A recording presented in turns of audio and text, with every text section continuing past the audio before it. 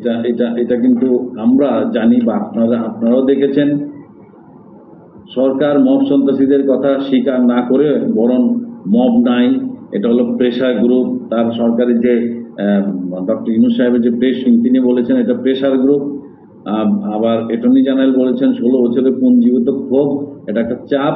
হ্যাঁ, এই ধরনের কথাগুলি বলেছেন। বলতে বলতে এখন মব সন্ত্রাসীরা এমন এক পেয়ে গেছে, প্রশ্রয় পেয়ে গেছে, তখন দেখছে যে না, আমাদের বিরুদ্ধে সত্যিকার অর্থে আমাদের বিরুদ্ধে কেউ ব্যবস্থা নেবে না, আমাদের কোনো কিছুই ঘটবে না, আমাদের কোনো শাস্তির আওতায় আমরা যে যাব না।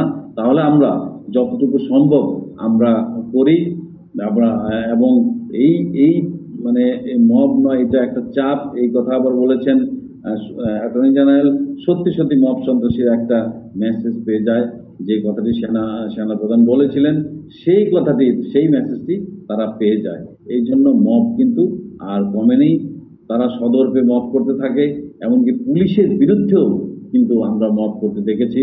চট্টগ্রাম, খুলনা, তারপরে যে পাটগ্রাম সহ প্রায় অনেক জায়গায় আমরা দেখেছি। এমনকি এই পুলিশের বিরুদ্ধে কমপক্ষে মনে করেন পুলিশের বিরুদ্ধে কমপক্ষে বহু মব তৈরি হয়েছে। শুধু যে মানুষের বিরুদ্ধে, সাধারণ মানুষের বিরুদ্ধে বা আওয়ামী লীগ কর্মীর বিরুদ্ধে বা জাতীয় পার্টির বিরুদ্ধে তা কিন্তু না, স্বয়ং পুলিশের বিরুদ্ধে পর্যন্ত মব তৈরি হয়েছে আমরা দেখেছি।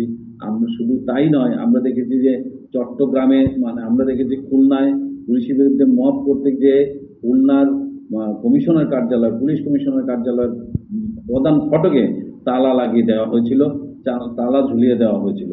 এমনকি প্রধান উপদেষ্টা প্রেস উইং শফিকুল আলম যখন খুলনা প্রেস ক্লাবে যায়, তখন তাকে 5 ঘন্টা অবরুদ্ধ করে রাখা হয়েছিল এই মব সন্ত্রাসীরা। কিন্তু এই কথা কিন্তু সেই প্রেস উইং স্বীকার যায় নাই।